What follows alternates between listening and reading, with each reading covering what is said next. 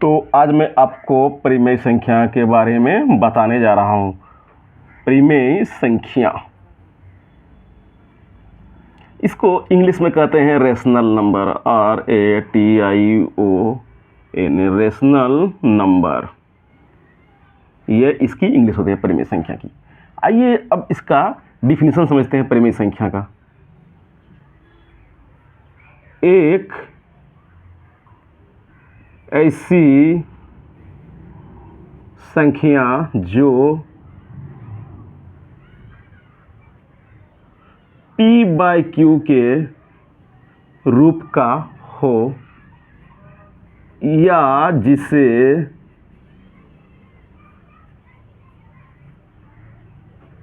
P/Q के रूप में लिखा जा सके।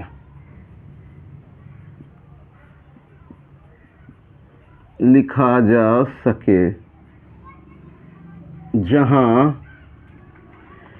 P और Q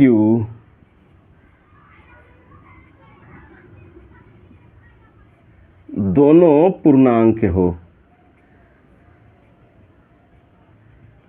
और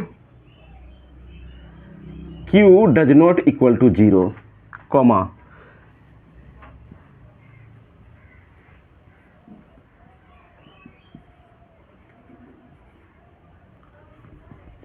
परिमेय संख्या कहलाती है।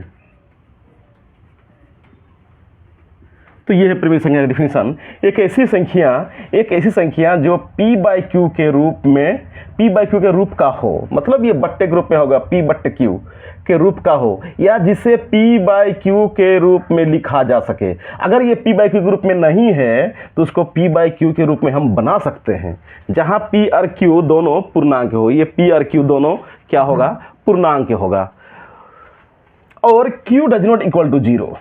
तो इस तरह का अगर आता है तो उसे परिमेय संख्याएं कहलाती है। अब ये तो डिफिनीशन हो गया। अब आइए समझते हैं इसका एग्जाम्पल, क्योंकि जब तक एग्जाम्पल नहीं समझिएगा तब तक ये क्लियर नहीं होगा। एग्जाम्पल देखते हैं।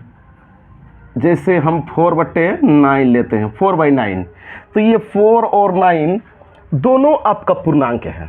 ठीक है, 4 भी पूर्णांक, 9 भी पूर्णांक है, इसलिए ये बट्टे के रूप में है। तो ये आपका परिमेय संख्या होगा। अच्छा, मान लीजिए हम सिर्फ 2 लिखते हैं। अब बोलिएगा सर 2 के नीचे तो कुछ नहीं है, तो ये परिमेय संख्या हुआ या नहीं हुआ? तो मैंने अभी डिफिनेशन बताया कि जो P/Q के रूप में नहीं है उसको P/Q के रूप में लिखा जा सकता है, अर्थात हम 2/1 इसके ऊपर हम लिख सकते हैं। -9 ये भी परिमेय संख्या है, क्योंकि इसको -9/1 हम लिख सकते हैं। नीचे कुछ नहीं है तो उसको हम 1 दे सकते हैं।